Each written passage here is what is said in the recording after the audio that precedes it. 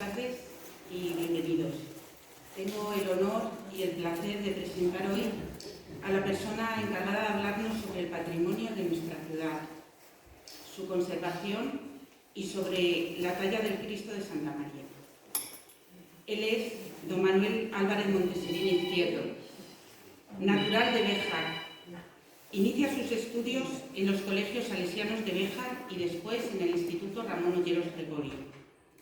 Sigue su formación en la Universidad de Salamanca, en la Escuela de Ingenieros Industriales de Béjar, en la sección textil, y en la Universidad de Alcalá de Henares se licencia en Ciencias de la Documentación. En la Escuela de Arte y Antigüedades de la Comunidad de Madrid realizó estudios de máster en anticuariado y tasación de antigüedades, especializándose en restauración de documentos y porcelana, capacitándole para la restauración de obra gráfica, porcelana e imaginería. En la Escuela de Bellas Artes de Plasencia estudia modelado y escultura, entre otros estudios y múltiples cursos de formación. Su inicio en el mundo laboral es a través de la empresa privada en proyectos de ingeniería. Obteniendo la capacitación pedagógica en la Universidad de Zaragoza, pasó a desarrollar la mayor parte de su vida profesional en el terreno de la docencia, como funcionario de carrera, tanto universitaria como enseñanzas medias y formación profesional en las disciplinas de tecnología y matemáticas. Ocupó diferentes cargos de director y jefatura de estudios durante estos años y además como asesor técnico docente en la Consejería de Educación de la Comunidad de Madrid. Gran viajero por los 5 continentes, observando e impregnándose de las distintas culturas, va cautivando con su cámara los instantes más cercanos y particulares de la vida de los pueblos y sus gentes, por no hablar de la arquitectura, los paisajes, el arte. La ciudad de Béjar y todo lo que ella conlleva, gracias a las fotografías que realiza, está miles de veces proyectada en las redes sociales y compartida entre sus amistades. Diversos premios por su actividad como docente y entre ellos el premio a la innovación educativa, dirigiendo a un grupo de profesionales de la enseñanza en la limpieza, restauración y recuperación del Archivo Histórico Docente de Béjar, ubicado en el Centro Integrado de Formación Profesional Ciudad de Béjar durante los años que ejerció como director en este centro de formación. Como director del citado centro, obtiene también para la comunidad educativa la medalla de la ciudad de Béjar por la labor realizada durante tantos años de formación en materias técnico-profesionales. Asimismo, participa en prensa local y nacional con artículos de divulgación de temática variada y es conferenciante y partícipe en diversas mesas y foros de debate. Ingresó como miembro numerario del Centro de Estudios Bejaranos con la lectura del discurso Gil Lasso, un hombre de talla, donde pone de manifiesto la vida y obra del artista bejarano y su destreza y precisión en el tallado de la madera. Bueno, a esta pequeña reseña curricular hay que añadir otros aspectos muy importantes relacionados con su persona. Su gran calidad humana, su espíritu inquieto, su generosidad, su inteligencia, su amabilidad, su creatividad, realizando siempre sus tareas con sensibilidad y perfeccionismo, con disciplina. Estoy segura que continuará regalándonos interesantes trabajos, ya que su disposición y compromiso para con la cultura y el arte es una actitud permanente en él, y agradezco inmensamente su labor. Recibe todo mi respeto y afecto.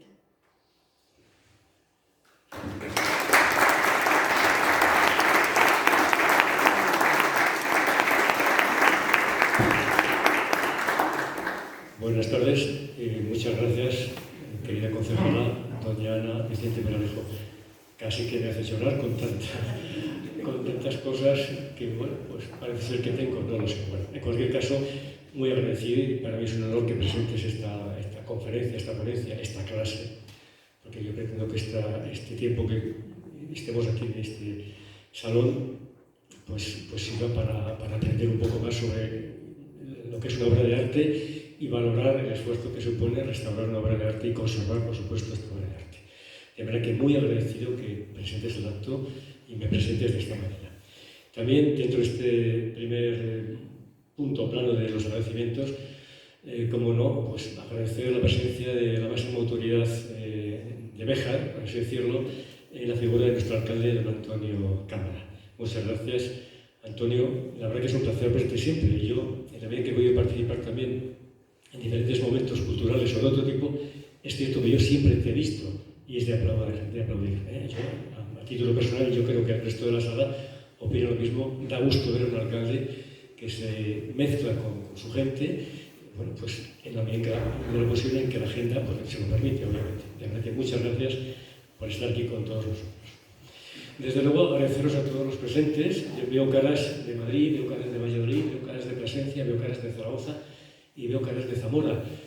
La verdad que me emociona verlas, porque en fin, se supone que hay que hacer un esfuerzo un miércoles cualquiera y ya con una primavera que afortunadamente hoy empieza a notarse, pues que os desplacéis aquí para escuchar algo que posiblemente no conozcáis o conociendo un poco, pues pretendáis ampliar conocimientos.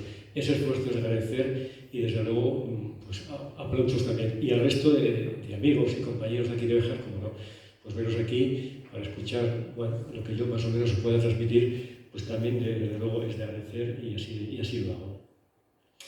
Quiero el agradecimiento también un poco personalizarlo en una serie de personas que a lo largo de ese proceso de restauración de esta figura que nos ocupa, de este Cristo, pues bueno, pasaron por el taller de casa y también un poco por invitación, bueno, pues a ver qué te parece, cómo está este Cristo, qué posibilidades tiene.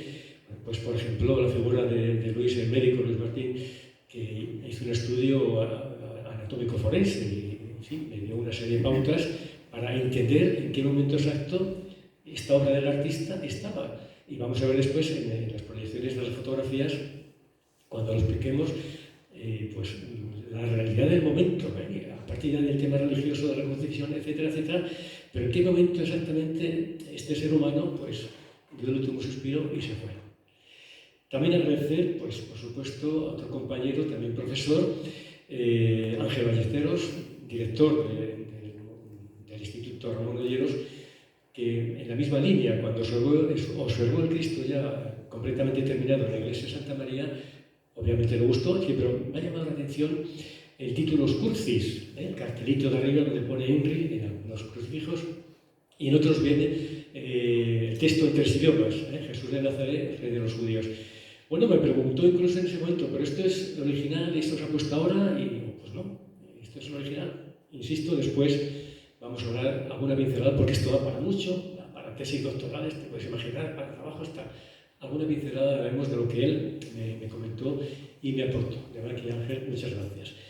También pues, a Roberto Domínguez, otro profesor de Ramón Olleros, de Historia del Arte y de Historia en general, que también se acercó a casa y también con sus conocimientos sobre arte y sobre tasación y documentación, pues algún dato aportó y estamos en la línea de poder saber en su momento pues, quién fue el autor, el verdadero artista de esta obra de arte.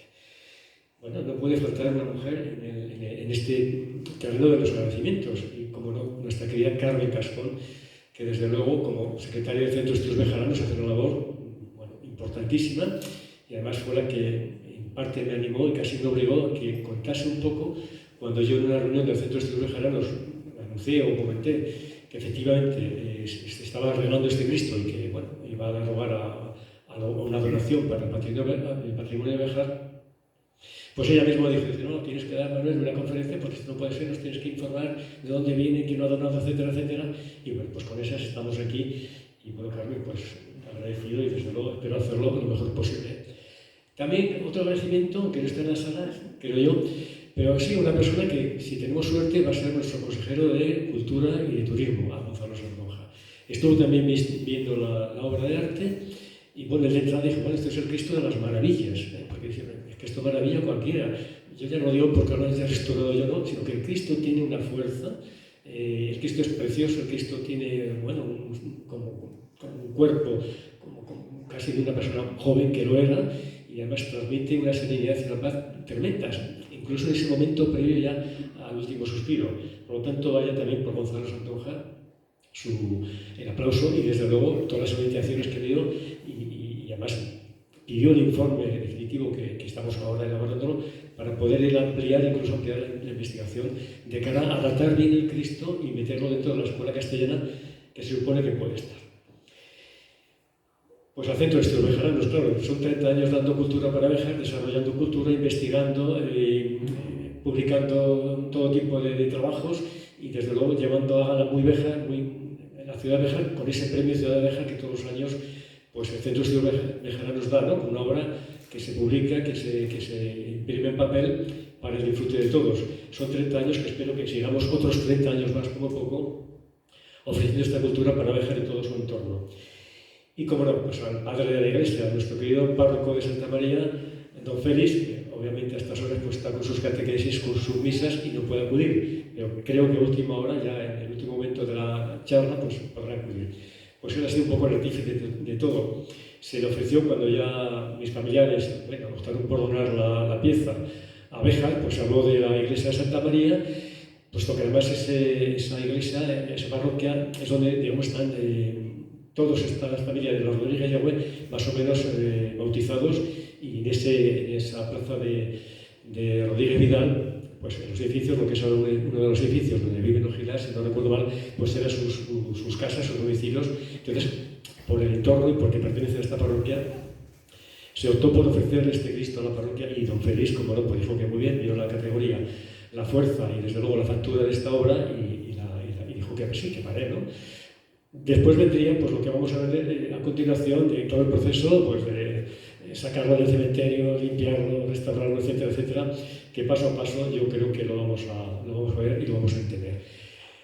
Mirad, yo en principio vamos a decir que la charla está como que tiene 3 partes o 4 incluso. Vamos a hablar un poquitín de legislación. No nos vamos a meter en los artículos que tiene la Ley de Patrimonio Nacional, obviamente, pero sí que sepamos que efectivamente estamos protegidos. Vamos a hablar también de los procesos de restauración, de los procesos de limpieza, de los procesos de lo que es el estuco. Es una palabra que vamos a escuchar continuamente cuando hablemos ya y nos fijemos en el cuerpo de Cristo. En fin, una serie de términos, una serie de palabras que yo incluso os diría que las tengáis muy a bien y muy a gala porque vamos a tener una manifestación artística y de patrimonio de la Iglesia muy importante aquí, vecinos en Plasencia, con las edades del hombre. Y cuando vayamos allí de nuevo vais a ver mucha obra, por no decir toda, restaurada en el todo o en las partes. Y vamos a poder captar, ya lo veis, en muchos momentos, cosas que aquí vamos a pronunciar. Yo creo que algo vamos a aprender o algo vamos a recordar de lo que ya sabemos. Por lo tanto, atentos a esas palabras y atentos a ese procedimiento porque, insisto, sea obra pictórica o obra escultórica, vamos a poder captarlo y desde luego va a ser un buen aprendizaje y una buena experiencia visitando, como digo, las edades del hombre en Plasencia. Y después, por supuesto, nos vamos a meter en las proyecciones del Cristo que nos ocupa, del Cristo en fin, que es donado por los herederos de José Rodríguez Yagüe a la parroquia de Santa María. Vamos a ver todo ese proceso de restauración que yo creo que os va a gustar, porque de cómo estaba el Cristo a cómo quedó, además nunca mejor dicho, hecho un Cristo, perdóname la confianza, pero es así, de cómo estaba todas las fases, todo el procedimiento a cómo ha quedado para el uso y disfrute de todo el mundo y desde luego para la gente de fe y por supuesto para el viajero o para el turista que le pueda gustar el arte sacro o el arte de todo tipo. Y yo sin más voy a pasar a iros explicando un poco todo, me voy a poner en el atril, incluso por ir con el puntero fijando detalles en la proyección y además para que la gente que está en el fondo, quizás el texto no se va a leer bien, porque en la distancia los textos tampoco se leen bien, no os preocupéis, lo voy a contar hablando, incluso alguna cosa lo leeré textualmente, pero que lo vais a poder ver y lo vais a poder entender bien. Y al final, si nos queda tiempo y alguno quiera preguntar alguna cuestión, alguna duda, sin ningún problema las contestaré. De manera que muchas gracias y comenzamos la clase.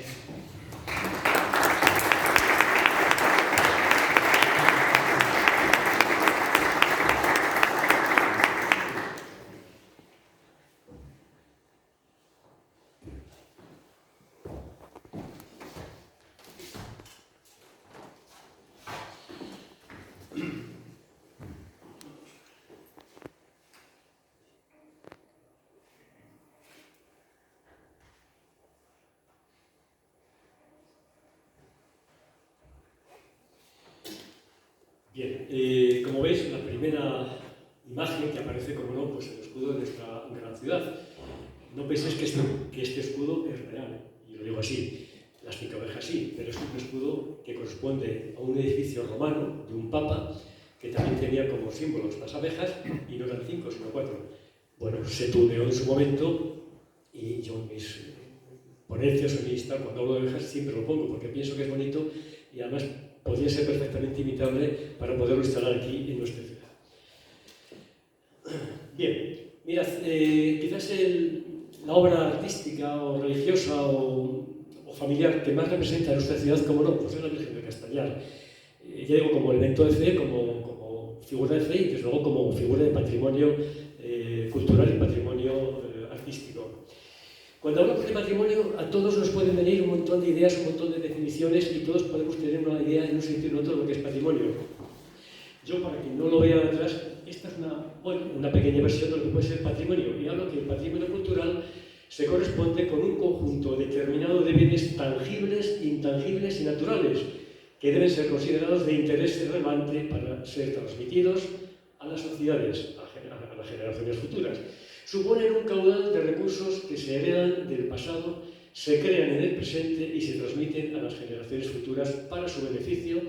Por eso requieren de políticas, y bien digo políticas, y modelos de desarrollo que preserven y respeten su diversidad, ya que una vez perdidos son irrecuperables.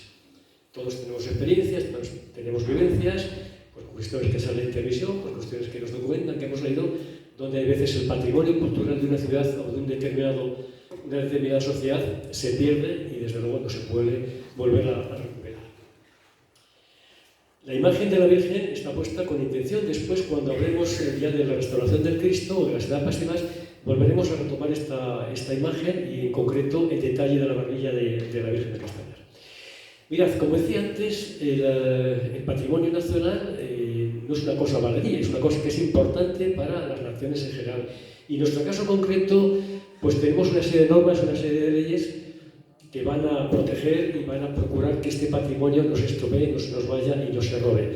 La primera de las leyes que tenemos es la ley de Patrimonio Histórico Español, que es del año 85, del 25 de junio. Una segunda ley que nos atañe más cercanamente es la ley de Castilla y León, la ley también de patrimonio de la Comunidad de Castilla y León.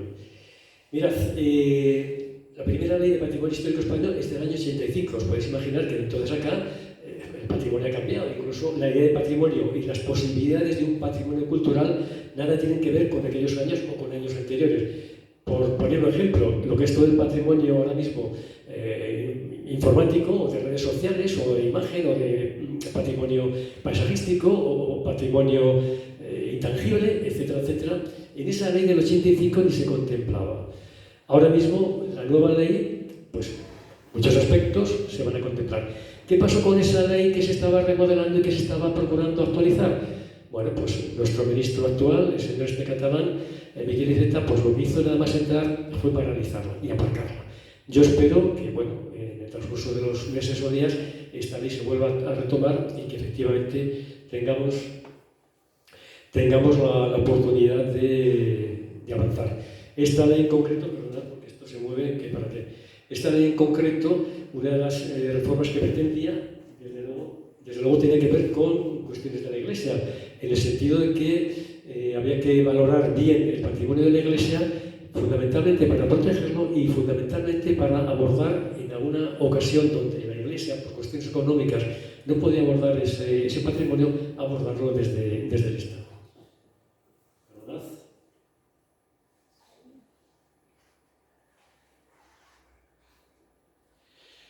Bueno, por tanto, tenemos estas dos leyes fundamentales, que son las que nos amparan y son las que tenemos que actuar con ellas de obligado cumplimiento. Pero además de leyes, tenemos una serie de cartas denominadas de restauro europeo. Bueno, es un articulado riquísimo y de lo más variado, y cada una de estas cartas obviamente hace alusión al país de origen, pero son cartas que, pues, un articulado, una normativa perfectamente extrapolable al resto de las naciones. Está la Carta de Atenas de 1931, tiene que ver desde luego con todo ese patrimonio arqueológico de Atenas, de Grecia. La Carta de Venecia, exactamente igual, del año 64, 1964. Están las cartas de restauro italianas de 1932 y 1972 y la Carta de la Conservación y Restauración de los Objetos de Arte y Cultura de 1987. Esta última carta italiana, desde luego, hace sombra a la carta del año 1972. ¿Y por qué hace sombra? Desde luego hay una adaptación a esa misma fecha, pero además el objetivo y la reincidencia que tiene ese documento, sobre todo habla de la reversibilidad de los tratamientos a realizar. ¿Y por qué hace tanto hincapié en la reversibilidad? Pues sencillamente porque los materiales que se utilizan en restauración muchas veces no son los adecuados o muchas veces por incidencias climatológicas o el tiempo que sea, se oxidan, se despegan. Lo vamos a ver después cuando hablemos de cómo se elabora una restauración. Y da lugar, desde luego, a que ese patrimonio se pierda. La reversibilidad, por lo tanto, vamos a tenerla en cuenta porque si esos estratos que se han utilizado no son los adecuados, el estrato utilizado tiene que tener la suficiente fuerza o potencia o no tenerla para poderlo retirar y volver a restaurar a la zona afectada. Por lo tanto, la reversibilidad en patrimonio de restauración es importante, aparte de otras cosas que iremos viendo. Bueno, esta era la carta de Cracovia también, que tiene que ver un poco con los desastres de guerra. Ahora tenemos una guerra ahí vecina y vemos un poco el desastre real que está habiendo en las ciudades, por no hablar de otro tipo de desastres más humanos. La Carta de Jardines de Florencia, del año 1981. Esta Carta de Jardines a todos nos puede venir a la cabeza, a la mente, que es una carta que también cubre todo el espectro del jardín nuestro de bosque, el jardín renacentista más emblemático de la ciudad. Pero también recoge jardines de uso particular y privado muy pequeños, pero que tienen unas características importantes y por lo tanto hay que conservarlas y hay que meterlas en lo que es la documentación de un patrimonio. La Carta de Toledo, de 1986, que habla sobre todo de las ciudades históricas. Y luego ya la Carta de Turismo Cultural de 1976 también. Fijaros, Carta sobre el turismo cultural. Bueno, yo creo que aquí todo el mundo ha viajado al extranjero, o si no al extranjero, por España. ¿Y qué nos pasa cuando vamos a una ciudad? Lo primero queremos saber qué patrimonio tiene. ¿Y qué queremos saber? Pues además de las catedrales o de los museos que haya, nos interesa sobre todo que cuando acudamos a esos museos, a esas salas, que se nos presente bien toda esa colección o ese turismo cultural. ¿Cuántas veces nos ha pasado que hemos ido a un museo y hemos dicho, qué pena, la colección que tiene tan extraordinaria, lo que pueda traer al viajero o al turista esta colección, la riqueza que tiene, pintura, escultura, lo que sea, el mobiliario, y resulta que está presentado de aquellas maneras que desde luego, pues más vale la pena no venir, por no hablar de la iluminación o lo que sea, que después, insisto, vamos a retomarlo y lo vamos a ver. Bueno, pues todo este tipo de cartas nos orientan de cara a una restauración. Después hay una serie de organismos también internacionales oficiales, como es el ICOM, el Consejo Internacional de Museos, que hay una normativa muy concreta, muy específica y muy clara de cómo se tienen que exponer las obras en los espacios museísticos. La iluminación, el medio ambiente, la humedad, la temperatura, dónde tiene que estar el enclave de ese museo para que no tenga otro tipo de incidencias negativas. Acordaos cuando la baronesa Thyssen estaba allí en Madrid y querían cortar los árboles y se ató a los árboles y en fin, la preparó. Los árboles protegen de la contaminación medioambiental a las obras que están en el museo. Hay ventanas, hay cristales, todo lo que queramos, pero se filtran. Allí, aquí donde sea. Pues ahí tienes una buena protesta, un buen ejemplo de conservación de patrimonio. Bien, está el ICOMOS, que es el Consejo Internacional de Monumentos y Sitios, lo mismo, habla de las ciudades y de sus monumentos. El Instituto del Patrimonio Cultural, orientado y ofrecido valiosa documentación, como es el decálogo de la restauración. Muy importante tener en cuenta 10 puntos claros y básicos para que nadie meta la pata, para que no se hagan barbaridades, para que la pieza en cuestión a restaurar no sufra otra nueva agresión con una mala restauración. Después está el Instituto de Patrimonio Cultural, orientado, estábamos hablando de decálogo, sí. Después el proyecto Coremans, que es un proyecto importante, muy interesante, y sobre todo en la parte que nos afecta hoy a nosotros. Este proyecto, sobre todo, elabora criterios de intervención en retablos y en escultura policromada, que es el Cristo que vamos a ver después. Bueno, y como no, la UNESCO como organismo importantísimo de las Naciones Unidas para la educación, la ciencia y la cultura. Todos estos organismos, todas estas legislaciones, lo queramos o no, ante una acción de restauración o una acción de limpieza o simplemente de una acción curativa de la obra de arte, pues nos obliga actuar de una manera y no nos permite actuar a la ligera, porque posiblemente metamos la pata y aún así, siendo muy conscientes y muy responsables, hay veces que incluso se llega a meter la pata.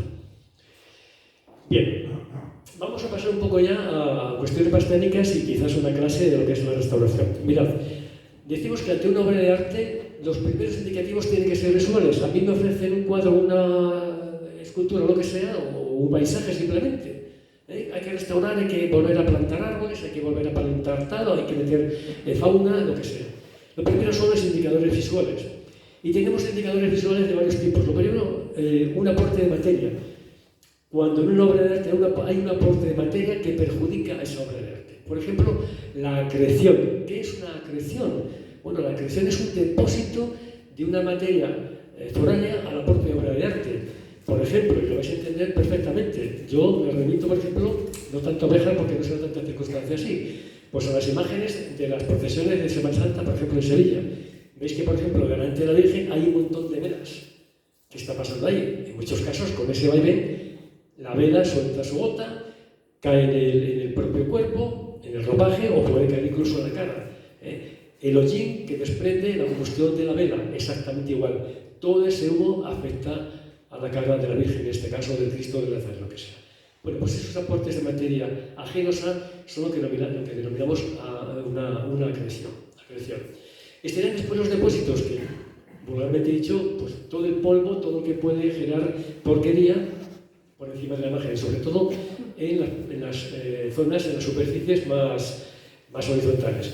Lo veremos en el Cristo de Santa María. Todo este tipo de depósitos y lo que conlleva esa suciedad a lo largo del tiempo.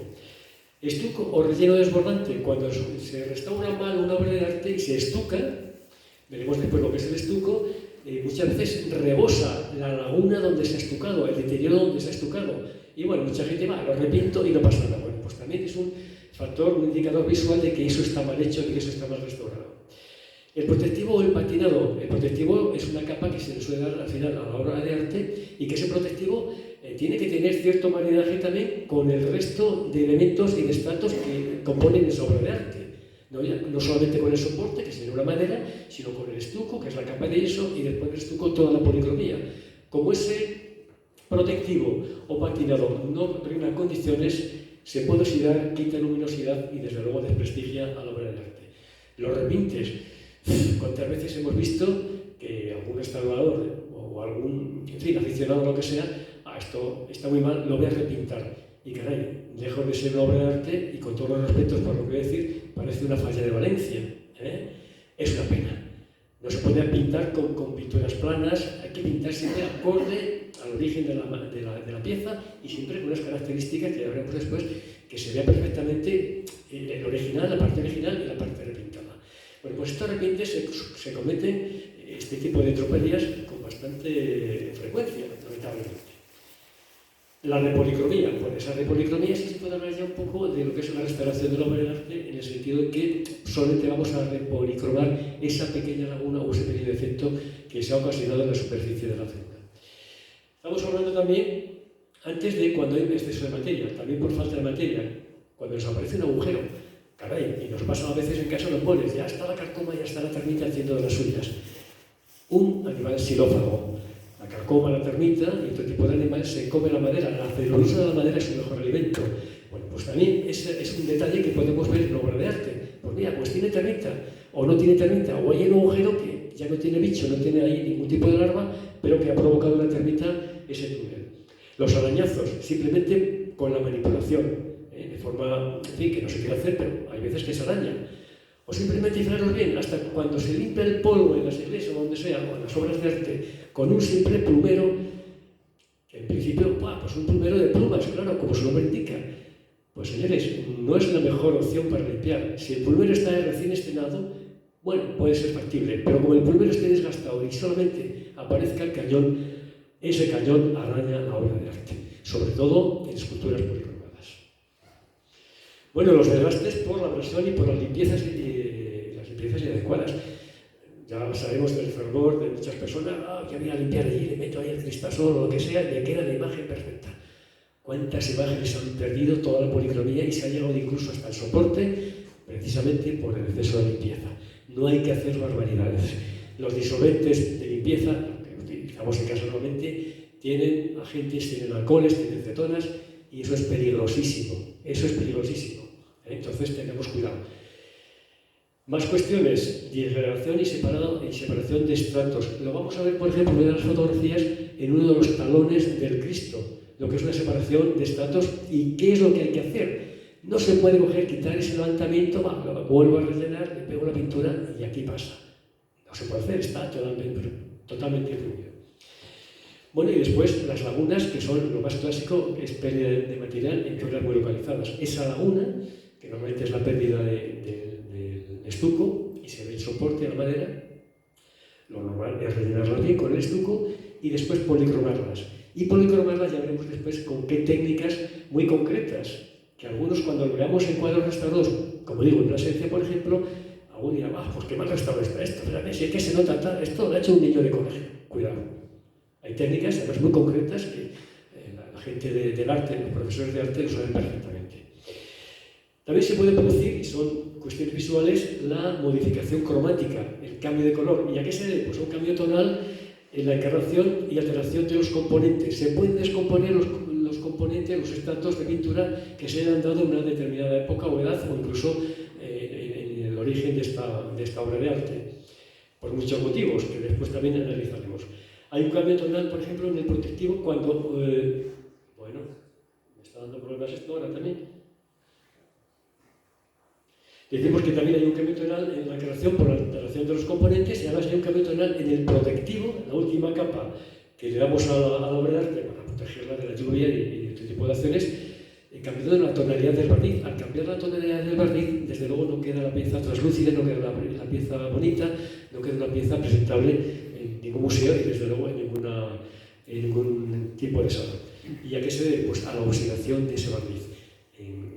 Trasladándolo nosotros a nuestro terreno doméstico, cuántas veces un mueble, el barniz queda como pasmado, como blanquecino, se ha oxidado y hay que volver a quitarlo y volver a barnizar. Bueno, pues esa oxidación es factible, es posible. De ahí que los materiales que estemos utilizando siempre, sean pigmentos pictóricos o sean barnices, tienen que ser reversibles, para que volver a restaurar y desde luego volver a dar valor a la pieza. Fijaros una cuestión curiosa, las manchas, y las manchas pueden ser de muchos tipos. Y yo hago hincapié aquí, por ejemplo, en el exorno floral, las flores, que a todo el mundo nos gusta llevarlas. Las rosas, los claveles, lo que sea, la imagen, al Cristo, al santo que sea. Cuidado también con esto. La humedad que pueda transmitir el propio exorno floral cuando esa humedad se evapora. Y no digamos si están las rosas húmedas y cualquier gota choca con la pieza, con la obra de arte. O incluso cualquier pétalo cae, no lo vemos bien, la humedad del propio pétalo va a provocar una mancha en la estructura, en la figura, en la superficie de la obra de arte. Cuidado con las flores y cuidado con la distancia que se tiene que guardar.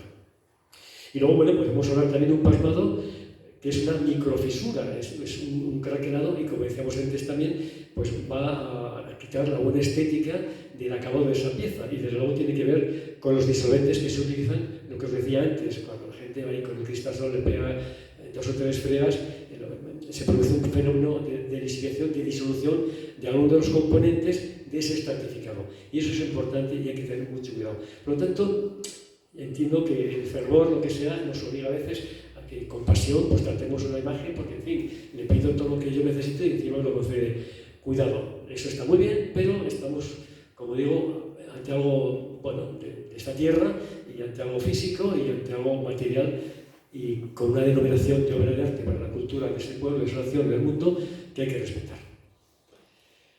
Bueno, otro tipo de formaciones que vamos a ver en esta cuestión visual, pues es la deformación, separación y fractura, que decimos, las ampollas por exceso de calor. Y claro que es así. ¿Qué nos pasa a nosotros cuando nos quemamos en casa? A la inmediata, una ampolla. Salta el aceite, salta no sé qué, o estamos en el ecológico con el soldador, nos cae una lasquita y ya tenemos la quemadura y la ampolla levantada. Pues en el patrimonio, en la figura policromada y estucada pasa exactamente igual. Incluso las altas temperaturas provocadas por el sol directo en la superficie de la pieza levanta pequeñas ampollas, pequeñas burbujas, que lo que ha hecho ha sido separar todos los estratos pictóricos del soporte y en muchas ocasiones hasta del estuco, y en muchas ocasiones hasta el estrato pictórico y el estuco se separa del soporte de la madera, y no os podéis imaginar el daño que ocasiona. Y el sol barre toda la superficie, desde luego afecta a toda la superficie, sea ropaje, sea cara, sea cabello, sea lo que sea. Por lo tanto, ahí tenéis otro tipo de cuestiones que podéis fijaros muy bien en las obras que vayáis contemplando, como digo, en la ciencia o en cualquier tipo de museo. Arrugados y plegados. ¿Qué pasa aquí? ¿Por qué se producen? Pues por un exceso de aglutinante. Para que entendáis un poco, el yeso, que es un sulfato de calcio, el estuco, pues hay que aglutinarlo. Es un polvo, pues como el yeso normal que utilizamos en paredes, más refinado, claro está. Y hay que utilizar un aglutinante, pues como cuando hacemos cemento echamos agua. Bueno, pues cuando hay un exceso de aglutinante, un exceso, se producen arrugas y plegados. Más cosas que se pueden producir, pues un cuarteado o un craquelado. Y en este caso, ¿por qué? Pues por un exceso de secativo. Este es un error que se comete muchas veces. Mirad, yo he estado unos 7 meses contemplando al Cristo y viendo cómo iba evolucionando en su restauración. Si yo acelero el proceso de restauración en ciertos materiales, y por ejemplo, en el tratamiento pictórico, y digo, bueno, de hoy para mañana tengo que poner 3 veladuras, caray, es que tengo que esperarme 24 horas hasta poner la 4ª veladura. Cualquiera espera, no, esto hay que acelerarlo. Se me puede echar más secativo del debido, claro, eso se ve inmediatamente. ¿Y qué provoca? El error de cuarteado o craquelado. Por lo tanto, hay que volver a retirar todo, en fin, retroceder y volver a empezar. Fijaros bien, fisuras, grietas y fendas. Fisuras todo el mundo puede tener, una grieta también. ¿Y qué es una fenda? Lo vamos a ver después también cuando estemos hablando del Cristo y de sus predicciones. Vamos a ver fisuras, vamos a ver una grieta muy importante que tuvo este Cristo, y ya vais a ver cómo se ha recuperado. Y las fendas, deciros que es una anomalía que se produce desde el interior del cuerpo. Pues como nos pasa a nosotros. Oye, que es que estoy pachoso, es que no sé qué me pasa. Al final nos ha dado un poco la cara a la enfermedad. Hay que abrir. Pues mire usted dónde estaba el mal. Cuando hay una fenda y ya se introduce al exterior, cuidado. El mal de ese bien es grave. Y hay que, en fin, actuar de otras maneras que después explicaremos. Hay levantamientos, que son separaciones de la encarnación. Ya os dije antes que en uno de los talones del Cristo hay un levantamiento, y luego están las marcas por presión. Estas marcas son muy habituales, y yo me canso de decir aquí en casa, o sea, a la gente conocida cuando profesiona nuestras figuras, que tengan cuidado con el anclaje de esa obra de arte. Están todas las figuras, muchas, simplemente del anclaje en su base totalmente deterioradas. Está que se ve la madera y está todo el estuco, toda la policromía levantada. Eso es una agresión a la obra en sí. Ahora, afortunadamente, muchas obras de arte ya las hacen con una base de madera, donde realmente hay que anclarlo a los tronos, a las canastillas, en esa carroza donde hay que procesionar. Pero mucha obra antigua está deteriorada precisamente por ese tipo de lenguajes. Bueno, pasamos a otro terreno. ¿Cuáles son las causas más normales en el deterioro de una obra de arte? En el deterioro de las obras que nos ocupan ahora mismo, como es el Cristo de Santa María. Tenemos agentes biológicos, ahí estarían actuando los hongos se desenvuelven muy bien en un medio ácido, un pH por debajo del 7, y las bacterias en un medio alcalino que estaría por encima del 7. Ya sabéis que el pH oscila entre el 1 y el 14, vamos a decirlo así, siendo muy básicos. Mirad, todo esto, al margen del medio, sea ácido o alcalino, le va a afectar mucho la temperatura y la humedad. En estos ambientes de mayor temperatura, humedad o lo que sea, estos gérmenes patógenos, los hongos y bacterias, se van a recrear. Y se van a recrear además y se van a instalar y van a empezar a corroer la pintura, van a corroer el estuco y, por supuesto, la madera. Como agentes medioambientales, la temperatura y la humedad, importantísimos. Como un museo, una iglesia o lo que sea, o hasta nuestro propio domicilio, tengamos excesos de temperaturas y de humedades relativas, nos cargamos la obra de arte. Más pronto o más tarde va a tener sus consecuencias. En el Cristo que tenemos, este era el problema que tenía realmente. La humedad ambiental de una capilla de un cementerio con sus tumbas, mucha humedad residual de todo tipo, temperaturas muy bajas en invierno, bajo cero, y temperaturas muy altas en verano, porque además donde estaba ubicada, el sol de media tarde en verano ya, donde se ocultaba, pues incidía directamente en el Cristo. ¿Qué consecuencias tenía? Pues toda una degradación del color, por no hablar ya de ese craquelado que hablábamos, por no hablar ya de la oxidación de los materiales, etcétera, etcétera, etcétera. Luego, cuidadito con estas cuestiones. Insectos sinófagos, lo hemos comentado antes, lepismas, que ahora veremos lo que es, las térmitas y la carcoma, cómo van horadando esa obra de arte, van creando túneles y van deteriorando la obra desde el interior. Bueno, la naturaleza higroscópica de la pieza. La higroscopía es simplemente el grado de captación de humedad ambiental que tienen las obras de arte o cualquier tejido. Cualquier prenda que tenemos son prendas muy higroscópicas. Llevamos prendas de lana y absorben mucha humedad del ambiente. Incluso a veces, aunque tengamos cierta humedad, en el caso de la lana en concreto, casi ni notamos que está necesariamente húmeda. Pues esa higroscopicidad también afecta, como digo, a la obra de arte. Fijaros la cantidad de historias y de cuestiones que hay ante una obra de arte. Yo creo que a partir de ahora vamos a poderlas valorar cada vez un poco más. Bueno, la iluminación. Lo vemos también en muchos museos. Hay veces que hay exceso de iluminación y otras veces está todo como muy apagado. Dices, es que no puedo contemplar bien la obra de arte. ¿Qué pasa aquí? La iluminación, la luz visible, afecta sobre todo a la policromía y puede llegar a quemar. Ahora con el sistema LED, afortunadamente, se está todo registrando y se está todo adaptando para que esa luz no afecte y no tenga una incidencia nefasta. Radiación ultravioleta y la radiación infrarroja. La ultravioleta tiende a amarillear la materia constitutiva de ese estrato y la radiación infrarroja lo que hace es quemar, es levantar todo el estrato. La luz visible, pues la luz normal que podemos tener del día, que incide también sobre la obra de arte y la puede degradar. Y desde luego están los contaminantes atmosféricos. Por ejemplo, el sulfuro de hidrógeno o ácido sulfídrico y luego, por supuesto, la lluvia ácida. Veremos después, cuando hablemos de los pigmentos, el blanco de plomo o albayalde.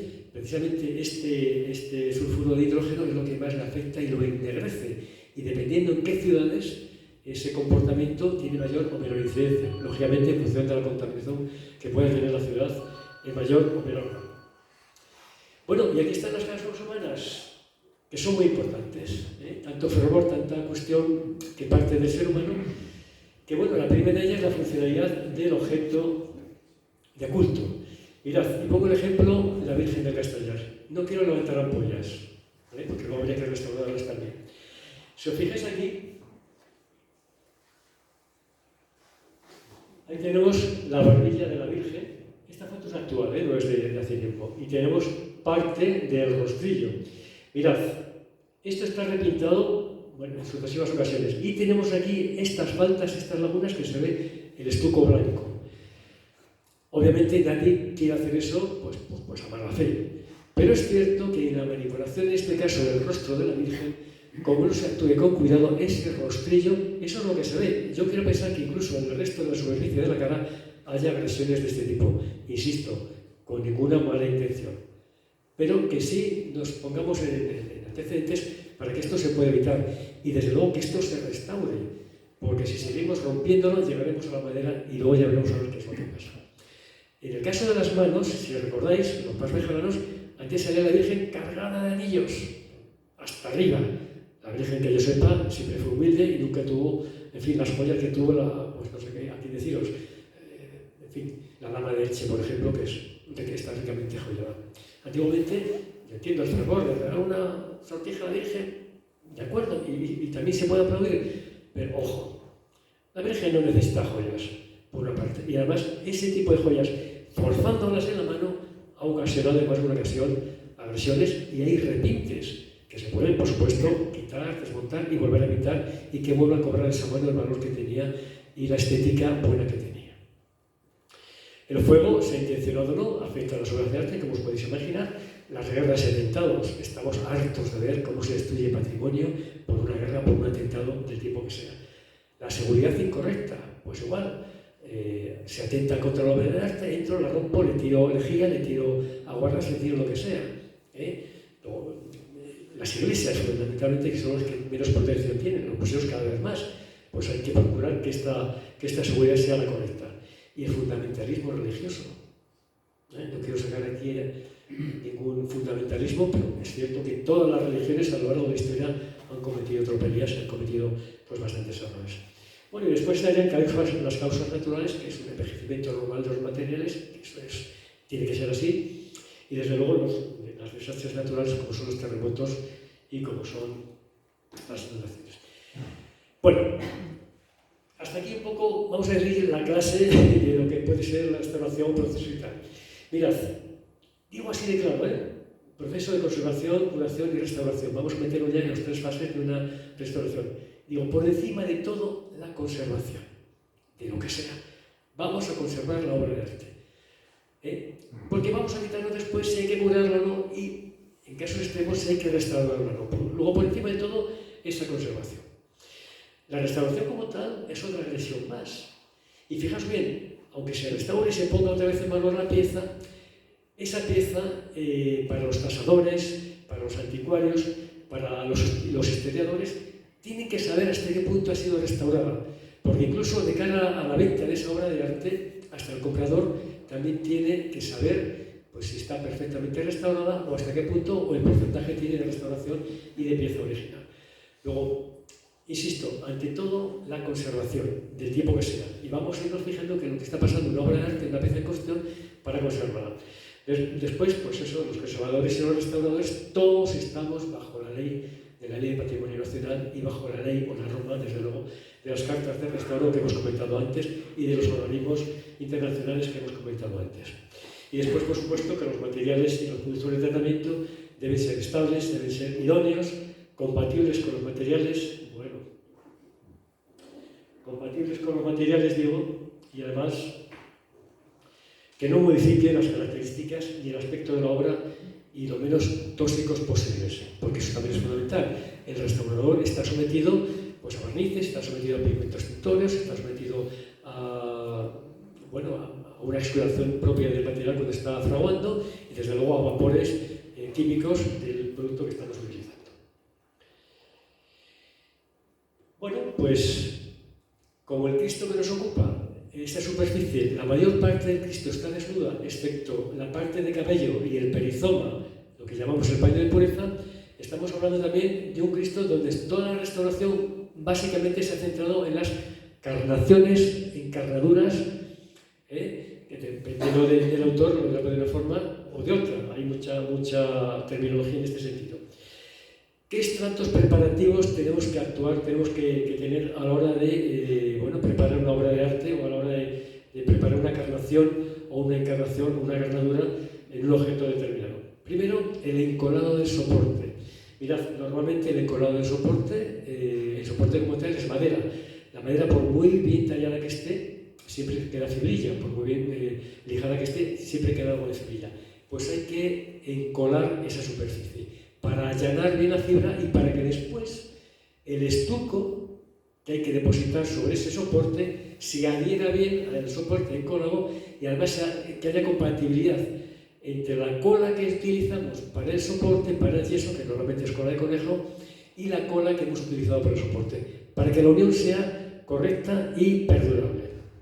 Ya digo que normalmente es cola de conejo, una cola animal, la que se utiliza con el estuco. Mirad, normalmente las primeras capas, que lo vamos a ver después en el Cristo, se suelen dar a la espátula, se lijan después ese estuco sobrante y sobre ese estuco se van a dar las últimas capas del mismo, pero ya con brocha. Son capas muy diluidas, varias capas, hasta que efectivamente tú notas que la superficie de esa zona afectada es la ideal para luego policromar. Hay una imprimación y una policromía, que sería ya la última etapa, directamente sobre el aparejo es el estuco, y puede ser blanca o coloreada. La blanca normalmente es blanco de plomo o barbayalde, que es lo que yo os comentaba antes, con el sulfuro de hidrógeno en zonas contaminadas afecta directamente a este blanco de plomo y lo ennegrece, con lo cual la imagen queda totalmente parda, queda feísima. Hay que volver a quitar, hay que volver a restaurar. Fijaros la cantidad y lo complejo que es todo este proceso. Bueno, y puede ser también una imprimación, una policromía, pues coloreada a base de cinabrio, que el cinabrio es el rojo vermellón, que es el que se utiliza normalmente para todas las afecciones de sangre, los goterones, lo que provoca la corona de espinas, los latigazos, etcétera, etcétera. Y desde luego el bol, que puede ser de color amarillo, puede ser, el bol es una última capa también, se utiliza sobre todo como base cuando tenemos que adorar una superficie, cuando ponemos oro, ponemos plata o algún otro tipo de tratamiento. Bien, distintos ámbitos de lo que es la restauración. En el ámbito de la conservación curativa hay que hacer una consolidación de soporte, una impregnación y un masillaje o un injerto. Vamos a ver ese masillaje y vamos a ver un injerto de su pasión de Cristo, que algo más ampliaremos. En el ámbito de la conservación, de nuevo, hay que hacer una desinfección y una desinsectación. La desinfección tiene que ver pues, con todos los gérmenes, todos los microorganismos que hay que eliminar, y la desinsectación, fundamentalmente, atacamos a los insectos, a los artrópodos y a cualquier tipo de plaga, llámese ratones, llámese murciélagos, en fin, todo esto deteriora, este tipo de animales deteriora siempre la obra de arte. Y después, por supuesto, en la conservación curativa, consolidación y fijación de los estratos para impedir que el deterioro pues, siga produciéndose, continúe. Y ya en el ámbito de la restauración, que ya nos estamos adaptando a nuestro Cristo, pues tenemos una reintegración de soporte, cuando hay pérdida del mismo, un estucado de lagunas, cuando ese estuco también se ha deteriorado, y luego la reintegración cromática, que volvemos a hablar de ella, que ya simplemente es poner color a ese estuco. Esta puede ser mimética, en el sentido que va a enmascarar el deterioro que tuviera la pieza. No es lo más normal, porque las normas del restauro te dicen que se tiene que apreciar dónde estaba el error, y que por lo tanto no se puede ir, bueno, pues como si dijéramos, alicatamos hasta el techo, no puede ser, se tiene que notar. Y después puede ser fragmentaria en zonas muy concretas donde bueno, pues se devuelve la unidad cromática, la unidad estética a toda la pieza. En este caso hay dos técnicas muy conocidas, como es la técnica del tratello o técnica del rigatino y la técnica del puntillismo. El puntillismo lo podemos entender, todo va a ser pequeños puntos y bueno, simulamos un poco la policromia de la zona. En la técnica del rigatino, que la vais a ver mucho en la exposición de las edades del hombre, sobre todo en pintura, bueno, pues son líneas paralelas muy finas, perpendiculares, que en la distancia corta vamos a observar que está la restauración hecha y se va a ver el paralelismo de las líneas, pero a la distancia se va a ver toda una uniformidad en el contexto de la pieza, que es lo que la hace bonito, pero que por otra parte también, al hacer granos, vamos a ver que esa pieza ha sido restaurada y se ha sido restaurada bien. No pensemos que lo ha hecho un niño pequeño con un lapicero y lo ha pintado, no es así. Es una técnica más muy importante y muy difícil de actuar, con un pincel redondo, acabado en punta fina, de cerda animal, etcétera, etcétera. Materiales que utilizamos en la reintegración cromática, bueno, pues por decir alguna de ellas, la acuarela, que es la más versátil, a base de distintas aguadas, vamos a ir consiguiendo paso a paso la coloración deseada. El guacho o las témperas también se utilizan, tiene un poder cubriente mayor, pero también tiene el inconveniente que cuando se secan pierden la tonalidad en parte e incluso pueden encoger y entonces quedaría una especie de cerco, una separación a modo de fisura entre la policromía anterior y la propia policromía de esta témpera. Y por supuesto los óleos, que en muchas ocasiones se pintan directamente con ellos también a base de distintas pinceladas que vamos aumentando la coloración y en la mayor parte de los casos simplemente es para matizar y para dar mayor color, a lo mejor en pómulos o en zonas de sangre, etcétera, etcétera. Y luego estaría dentro de esta reintegración cromática el acabado final, el barnizado, que va a cubrir, va a proteger todo este tipo de cuestiones. Vamos a ver ahora, hemos acabado ya, vamos a decirlo así, la clase de restauración. Vamos a ver ahora unos ejemplos que sí quiero poner para que os veáis hasta qué punto es importante. Hablo al principio de algún ejemplo propio de oreja y en otras ocasiones son ejemplos de restauración de piezas que muchos de los que estamos aquí, seguro, o si no todos, pues en un momento dado hemos podido tener en casa y porque se nos haya roto, porque era un trasto viejo de la abuela, lo hemos tirado. Cuidado, a lo mejor estamos tirando una obra de valor, una obra que forma parte del patrimonio cultural de las personas. Mirad, el primer ejemplo y muy representativo fue la recuperación del archivo, fijaros bien, del archivo histórico docente de Béjar. Seguramente muchas de las personas que están aquí, otras no, porque participaron en ello, digan, bueno, ¿y eso qué es? El archivo histórico docente de Béjar se encuentra ahora mismo en el Centro Integrado de Formación Profesional y recoge todo el proceso formativo con sus expedientes correspondientes desde el año 1852, cuando se crearon en Béjar las enseñanzas técnico-profesionales, la escuela industrial, etcétera, etcétera, hasta nuestros días. Vamos a decir que este archivo, la parte más moderna, pues perfecta. En sus carpetas de archivo, pues más son expedientes que se pueden manejar y de alumnado que todavía vive. Claro, el alumnado de 1852 para acá, obviamente no está entre nosotros. Bueno, pues cuando yo llegué, que me trasladé a Rejas de profesor y me cayó con perdón a capón la dirección, obviamente estudié en la casa a ver qué había, qué no había y me encontré con ese archivo. Claro, al ver el desastre, una parte bien conservada y otra parte aparcada, sobre el fondo antiguo, carpetas semi-rotas, llenas de polución, llenas de cosas, pues lo primero que hice, digo, esto hay que recuperarlo, no se puede perder. Aquí está la biografía de mucha gente de Béjar y mucha gente conocida que después fueron alcaldes, o han sido grandes artistas, o han sido procuradores en corte, diputados, etcétera, etcétera. Bien, por lo abreviar, se hizo un estudio, se presentó al claustro de profesores, me pareció muy bien, y después se presentó a la Dirección Policial de Salamanca el proyecto de catalogación, si queréis, y de recuperación de ese archivo. Bueno, se creó un grupo de trabajo que hubo que adiestrar durante unas semanas para que supiera tratar el documento en papel y comenzamos a trabajar. Ahí tenéis en las fotografías la sala que se creó de restauración. Ese es un documento que veis en anclaje, tiene el expediente, es un anclaje con metal. Todo eso oxidación, todo eso está completamente húmedo y desde luego al soporte, al papel, ya le estaba faltando. Bueno, y tenéis una foto de las personas que estuvieron trabajando. Lo de la mascarilla no es porque estuviéramos en pandemia, lo de la mascarilla es porque tragamos ácaros, bueno, ojalá hubiera sido cochinillo, pero eran ácaros. Y desde luego, desde que empezamos hasta que nos fuimos, el picor de cabeza y de cuerpo, que decimos que de ahí a la ducha, pues un paso. Fueron 3 años de trabajo y se limpiaron cerca de 70.000 papeles. Fijaros bien. Fueron 3 años. Deciros que el último año de trabajo nos presentamos a concursos nacionales, que aquí hay algún alumnado que participó también. Es decir, que se implicó toda la comunidad educativa, desde la gente de consejería, el administrativo, el claustro de profesores, las 3 especialidades que hay, textil, eléctricos, robótica y la rama administrativa.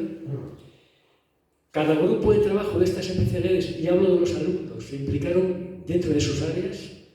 Los eléctricos y robótica planteando un posible archivo para este centro de enseñanza a base de robotizar y optimizar la recuperación de documento en un momento dado. Los administrativos dentro de sus áreas hicieron por Béjar una serie de encuestas para saber hasta qué punto el ciudadano de Béjar entendía lo que era un archivo, lo que puede ser importante, un archivo histórico docente de una ciudad y hasta qué punto la recuperación es importante o no. Y luego los textiles, dentro de su área, analizaron los papeles. Los papeles son de celulosa, esa celulosa viene del algodón. Y ahí se vio una evolución de los papeles desde los primeros papeles que eran fabricados con resmas de algodón y se veían las fibras de algodón o de lino, hasta los últimos documentos ya más modernos, que ya no era celulosa de algodón, sino celulosa de árbol. Ya no había fibra, había pasta. Y la evolución que hicieron estos documentos en función de los años y de sus épocas. Analizaron también en algún documento, en algún libro, las tapas en piel. Y bueno, dedujeron si esa piel era de cabritillo, era de cordero, era de vacuno, etcétera, etcétera. Y luego, por supuesto, las cuerdas de sujeción. Pues lo mismo, si las cuerdas de sujeción eran de un tipo de material u otro, si eran de yute, si eran más o menos vastas, si eran de algodón, etcétera, etcétera. Bueno, tuvimos la suerte, fue un trabajo, la verdad, muy importante. Nos dieron el premio a la innovación educativa en ese año y además nos dieron, que presentamos también, el premio a la Universidad Juan Carlos I de Madrid, con la pena que como nos habían concedido el primer premio y este nos lo dieron en segundo lugar, en fechas posteriores, una de las cláusulas que ponía es que no podíamos tener premios en ofertas anteriores. Da igual, en cualquier caso fueron 2 premios y lo más importante, al margen del premio, que está muy bien, yo sobre todo lo agradecí por la gente que había trabajado y por los alumnos, lo más importante es que se recuperó para Béjar, para el patrimonio de Béjar, de verdad, pues este patrimonio archivístico. Mirad qué documentos nos aparecieron, entre muchos importantes, pues el expediente de Mateo Hernández. Obviamente no se puede ver lo que hay dentro, no se puede exponer. Esa es la primera página y luego una carta manuscrita de él, bueno, en este caso solicitando un certificado de los cursos que había estado aquí y las notas que había tenido. Otra persona que os será muy familiar, Gil Antonio Lasofrene, un escultor de la madera, si no más importante, uno de los más importantes que ha dado Béjar. Ahí tenéis una fotografía de uno de los paneles del Castañar, que fue la persona que recuperó las dos partes de las dos fachadas del altar mayor, de los dos laterales, justo frente al altar mayor. Bueno, pues también Gil Laso, afortunadamente, estudió con nosotros y se formó en el Centro Integrado, lo que es ahora el Centro Integrado de Formación Profesional. Cartas de Unamuno, toda la correspondencia oficial que había desde la Universidad de Salamanca con el Centro de Béjar, y cartas oficios de Unamuno, pues en unas ocasiones con nombramientos, en otras ocasiones pues con ceses, etcétera, etcétera. También escritas de su puño y letra. Y son documentos importantes, son documentos históricos que Béjar tiene que decir, sentirse orgulloso de que permanezcan aquí. Y sobre todo orgulloso para que sean tratables y sean motivo de investigación de muchas personas en este área de la educación. Bueno, tenéis ahí también de un alumno de esa escuela con 17 años que hizo un dibujo de Unamuno por encargo de un profesor, y este dibujo está en el Museo de Unamuno de Salamanca, que lo podéis ver, del año 32. Él tiene entonces 17 y 18 años.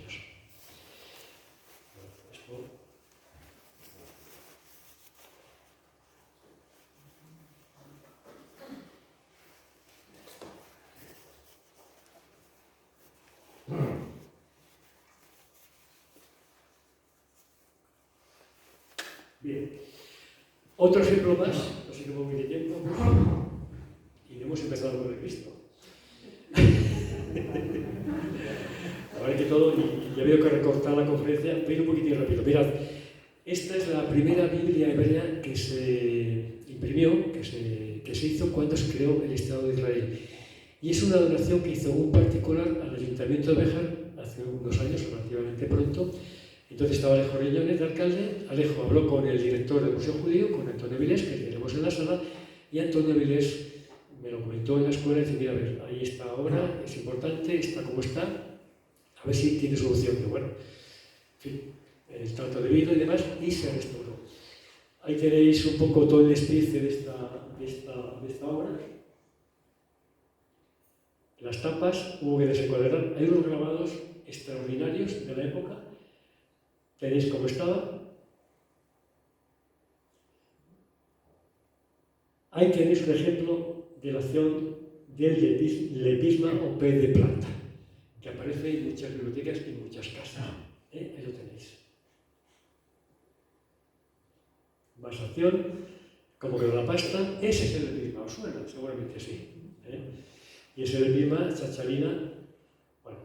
Se hizo también una caja protectora, que está en el museo, está expuesto ahí, la Biblia está metida, para que también no sufriera más. Bueno, otro patrimonio para Béjar, que también costó esfuerzo y trabajo. Está este botamen de la farmacia de la Botica de la Bola. Claro, el primer novio que tuvo fue en la Escuela de Farmacéuticos de Madrid, y afortunadamente se quedó en Béjar. Con mucho esfuerzo, obviamente Flora Gero quería que se quedase en Béjar, pero las condiciones que en aquel momento a veces estaban dando, pues en fin, no le animaban mucho para que esto se produjera. Bueno, también se catalogaron todas las piezas, todos los albaredos, y afortunadamente la tenemos instalada aquí en el Museo Valeriano Salas.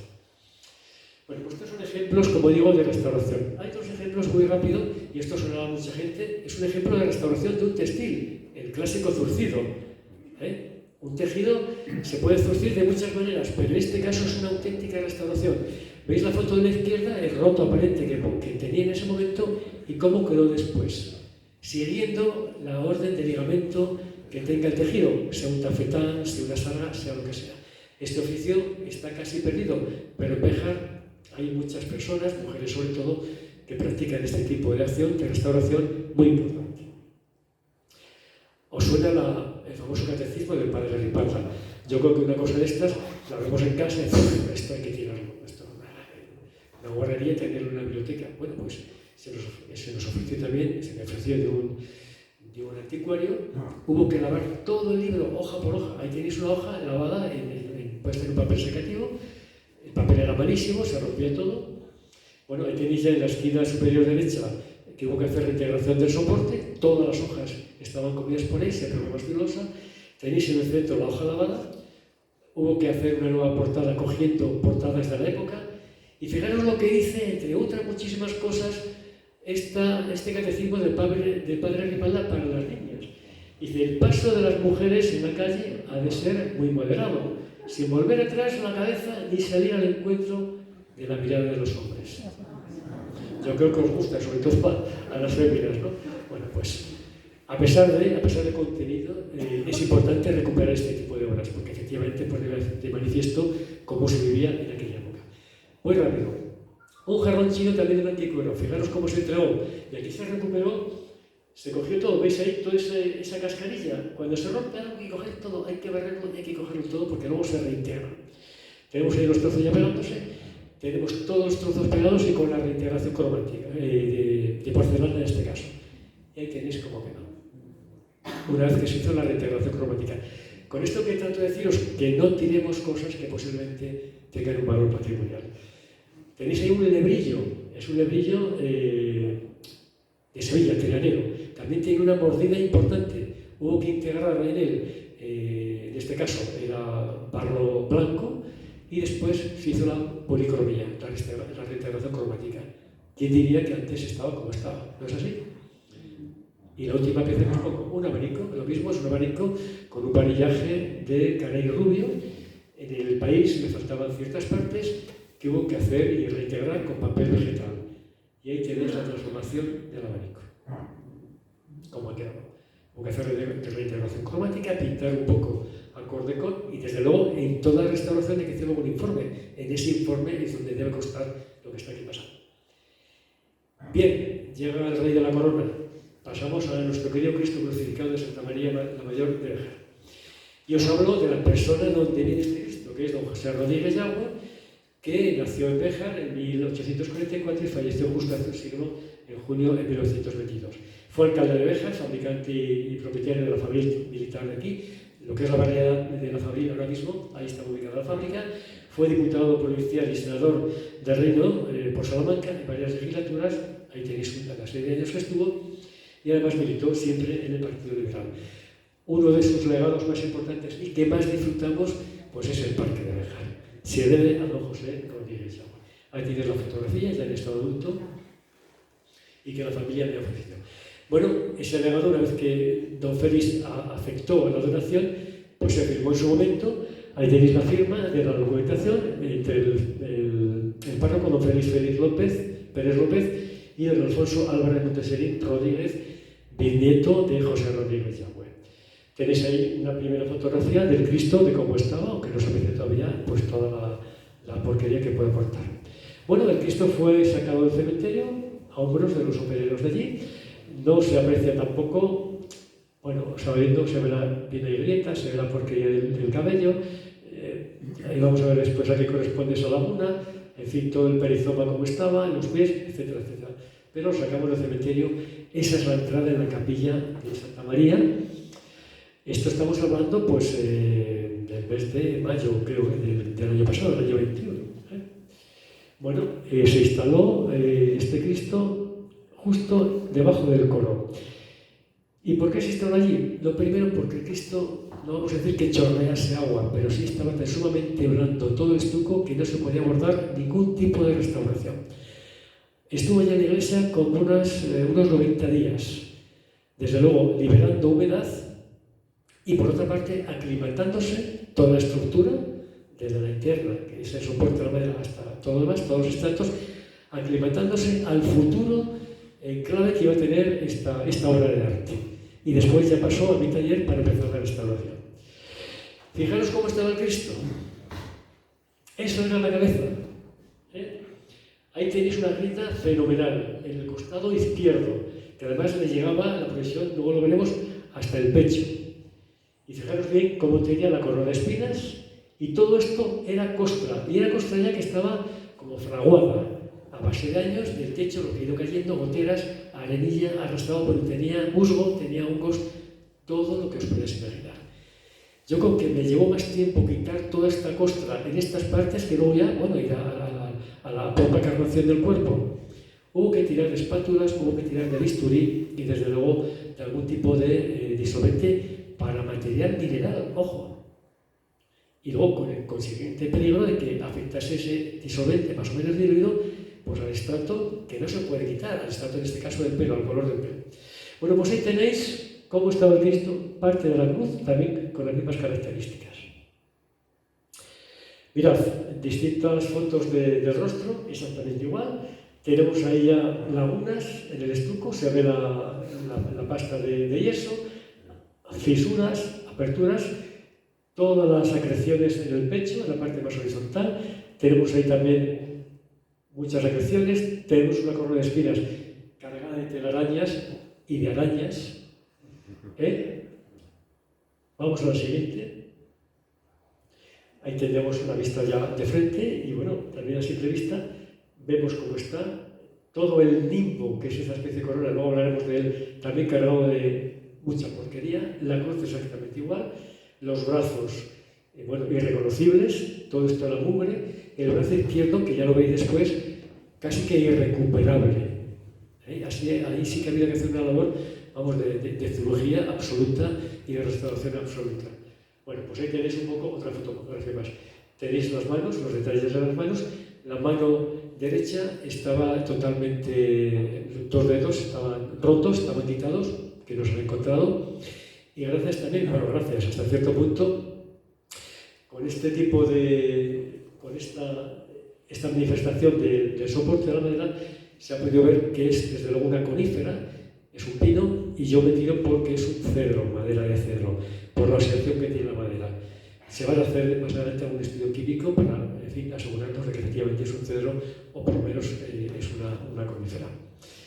Bueno, veis cómo están todas las manos, toda la sociedad que soportan, cómo estaban los hierros, los clavos, completamente oxidados, y debido a esa oxidación y a la humedad iban arrastrando óxido al resto de la policromía, al resto del Cristo. Fijaros el brazo izquierdo. Yo lo peor que he visto es restauración, y os digo que he visto muchas cosas en este sentido, lo peor que he visto. Y es bueno, pues lo limpio y vuelvo a tocar, cuidado. Ahí hubo que quitar todo ese yeso, porque pasa pues como cuando hay humedad en la pared y alguien quiere volver a reparar esa pared. Lo primero, hay que quitar el yeso que está totalmente abarrotado, embriagado de agua, y ya volver a poner el yeso sobre el ladrillo. Aquí exactamente igual. En un 90% prácticamente hubo que quitar todo el estuco y volver a enyesar, volver a ponerlo, para darle luego la naturalidad que se requería. ¿Veis la unión de la cabeza, del hombro con el hombro, con el brazo? Todo eso son acreciones también, todo de posiciones. Ahí hay una gran fisura, una gran grieta, que la veremos luego más clarita. Vamos ya a los detalles, al perizoma, los detalles, lo que es el paño de pureza. Ahí lo tenemos pues también con ausencias, que luego veremos más adelante, toda la porquería que estaba en la cuerda totalmente quitada de la policromía. Todo eso son acreciones y asentamientos de todo tipo de cosas, no entro en detalles. Bueno, tenéis ahí lagunas, por ejemplo, más lagunas. Ahí tenéis un tornillo que vamos a ver después. El tornillo, muchos tornillos, forman parte de la unión del empón. El empón son las tablas que conforman el cuerpo. Esa unión de tablas, eso se denomina empón. Sea en piernas, sea en el tórax, en el abdomen, donde sea en la propia cabeza. Bueno, pues esos tornillos están tan sumamente afectados de humedad que han repelido, en un momento dado todo el estuco. Bien, y afloró. Ahí tenéis la unión del hombro, como decíamos antes, con el brazo, unión y cola de Villar. Esa separación, aparentemente dice, bueno, pues estaba rellena y muy bien. Eran todos deyecciones de animales y animales muertos. Todos xenófagos e insectos y moscas. Bueno, pues ahí lo tenéis, que después, eso es un tornillo también, que ya empezaba a aflorar, estaba levantando el estuco y estaba deteriorando. Bueno, otro tipo de actuaciones o de malformaciones, ahí tenéis también levantamientos a la altura del tobillo, más un tornillo también que estaba empezando a hacerse ver. Veis los levantamientos, veis en la parte blanquecina, eso es el estuco, la forma de la cabeza del tornillo. Ahí veis claramente el tornillo ya, totalmente oxidado. Veis el soporte de la madera. Este está bueno, de aquellas formas, con mucha porquería ajena al propio cuerpo, apenas en el tornillo, pero hay un tornillo que también hubo que limpiar. La espalda, los latigazos era una pena, era un reguero de humedad y un reguero de agua, ahí se ve perfectamente, y lo veis, una mezcla entre descomposición de la pintura, descomposición de la propia pintura de la capilla, etcétera, etcétera. Todo esto afectó mucho a la espalda y ahí hay una pequeña fisura que iba más, además una fisura muy recta que nos daba a entender que ahí había una fenda. La fenda, como os dije, es una agresión, un defecto, o llamémoslo X, que actúa desde el interior hasta el exterior. Quiere decir que la propia madera se ve afectada, empezó a engordar, reventó y se introdujo al exterior.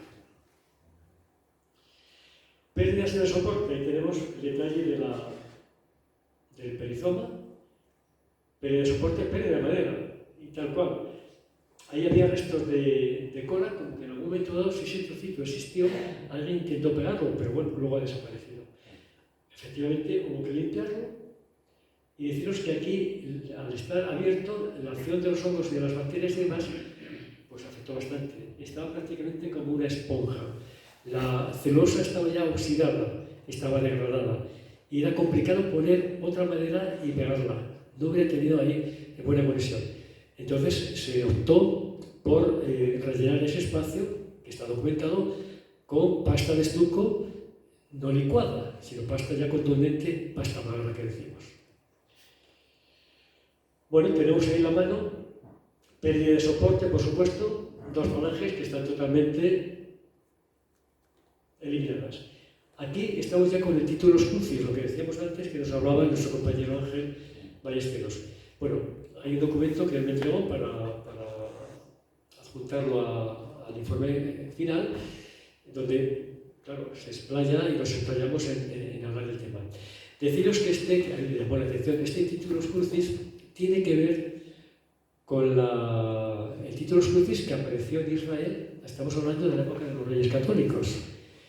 A partir de entonces, los Reyes Católicos casi que obligaron a que los titulus crucis que se fueran haciendo en crucificados y demás, que apareciera ese título en los tres idiomas, latín, griego y árabe, lengua árabe, en hebreo.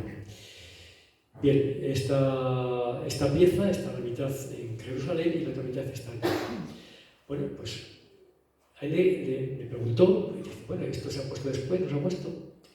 ¿A qué conclusión llegamos? A que el artista de esta obra de arte fue fiel al momento exacto en que se produjo esta crucifixión, en todo tipo de detalles, hasta en este título de la cruz, el famoso INRI que vemos ahora como abreviado, como acrónimo. Bien, pues es otra nota más a tener en cuenta de cara a catalogar y datar a este Cristo. ¿Hasta qué punto o desde qué momento se ha vuelto a poner de moda que todos los Cristos crucificados que se elaboren lleven este título en estos tres idiomas, o simplemente INRI, o simplemente no pongan nada? Luego, es otra fuente de estudio y otra fuente de valor importante de cara al catálogo.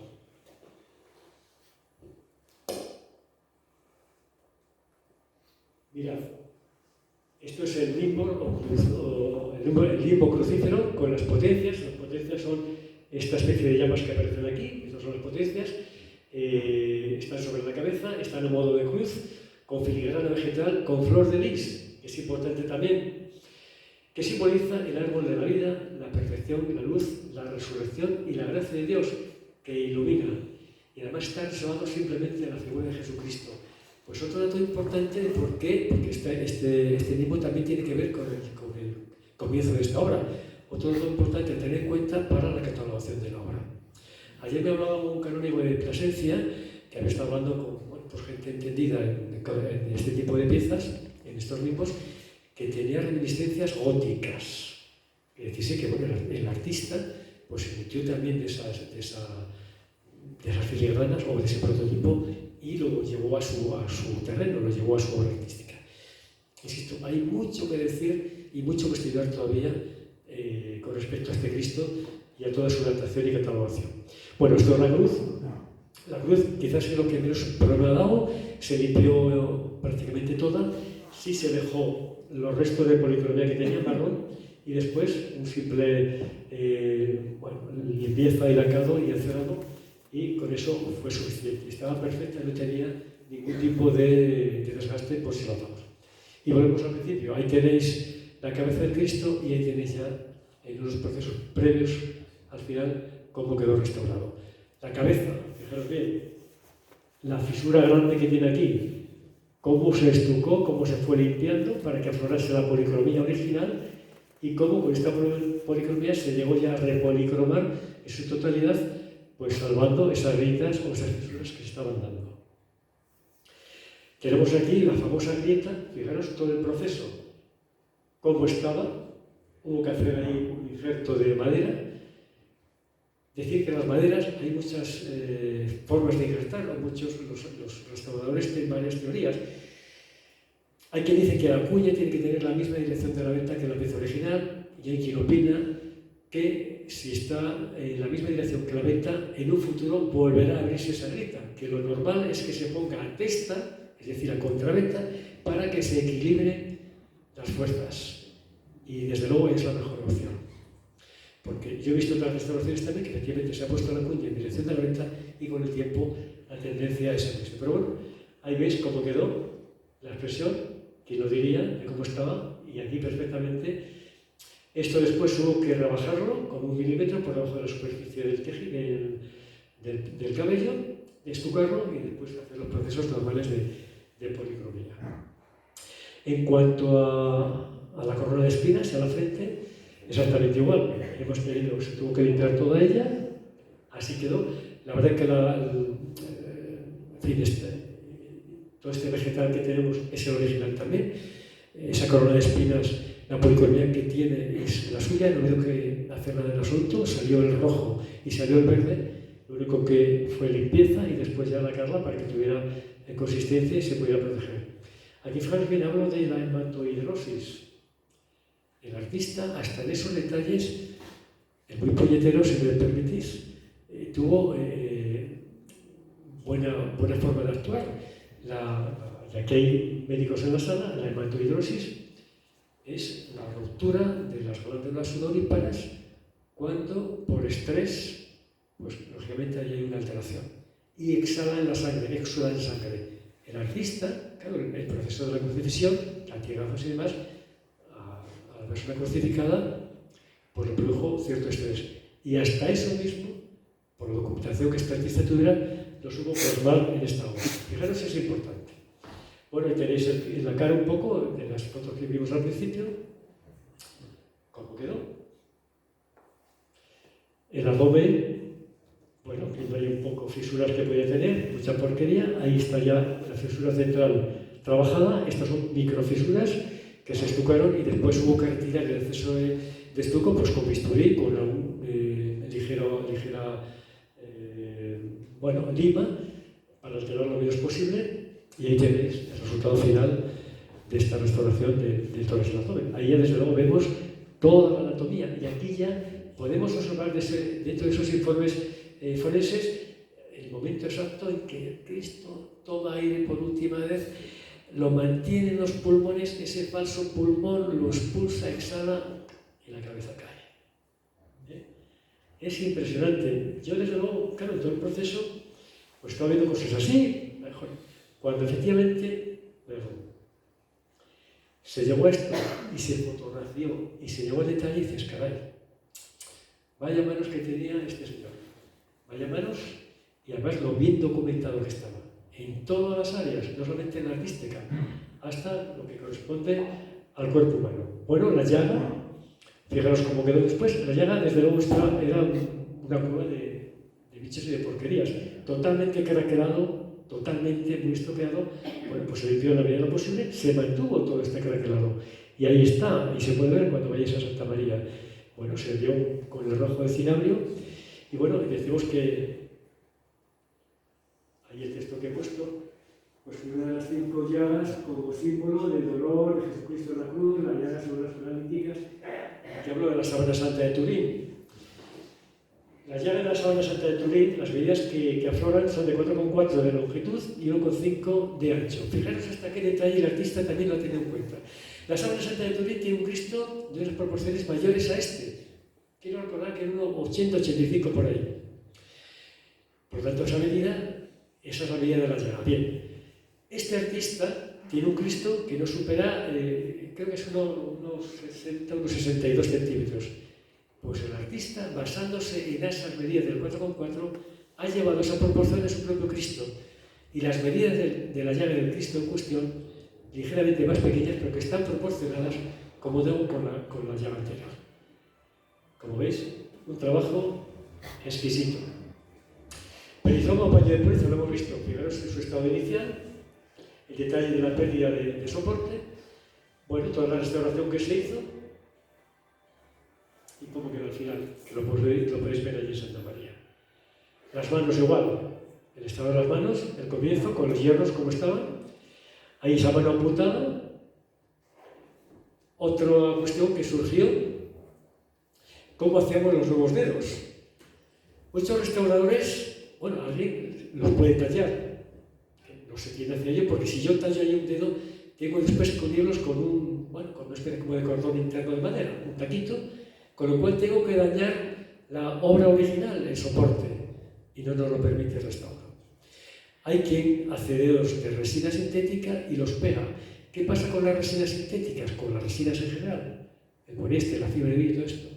Bueno, con el tiempo maduran, le pasa como a los jamones, endurecen y se hacen cristalinos. Con el tiempo esos dedos saltarían y se romperían. Y se ha optado por un material porcelánico, un material que es un tipo de arcilla que cristaliza. Así que estás dando datos.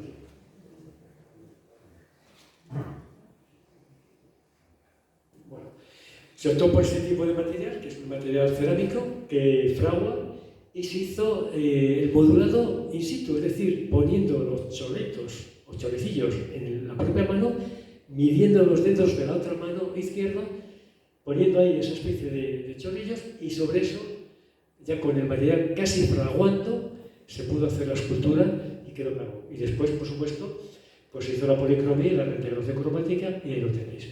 Veis también qué evolución tiene el hierro, el clavo, del principio al final. Bueno, ahí lo tenéis también, las dos manos ya finalizadas, y ahí tenéis el brazo más peligroso, el brazo izquierdo. De verdad que estaba de pena. Bueno, primer paso, quitar toda esa porquería. Segundo paso, estucar de nuevo. Ahí tenemos la fase de un estucado con espátula. Después se pasó al pulido y después pues se pudo ya dar con brocha ese estucado. Ahí tenéis cómo quedó y ahí tenéis implantado en el brazo la diferencia que hubo del comienzo de cocinas. Esta es una de las restauraciones, bueno, no sé si más importantes en este caso, desde luego de las más complicadas. Las rodillas lo mismo, estaban totalmente decoradas, todas estas serie de heridas de la rodilla, pues, bueno, no existían. Después, por el resto de la propia pintura, se ha restaurado y veis también ahí cómo está toda la musculación marcada y cómo quedaron, y los chorros de sangre incluso, como han ido. Con los pies exactamente igual. Mirad, ahí tenemos un levantamiento. ¿Cuál sería la inmediata? Meto la espátula, lo quito, lo vuelvo a repellar, lo pinto y aquí nadie se entera. Bueno, totalmente prohibido. ¿Qué ha habido que hacer? Ese levantamiento, volverlo a reintegrar, bueno, pues a base de humedades, a base de calor, volverlo a reintegrar, fijarlo bien con fijativos, con colas, y después, si todavía queda ahí algo de peldaño, si es cierto que hay que enyesar, hay que poner estuco y hacer la reintegración cromática. Pero desde luego que a nadie se le ocurra hacer esa barbaridad de quitarlo.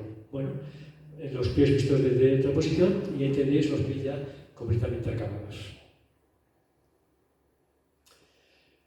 Bueno, más en este caso la restauración de los clavos que hemos visto antes algo.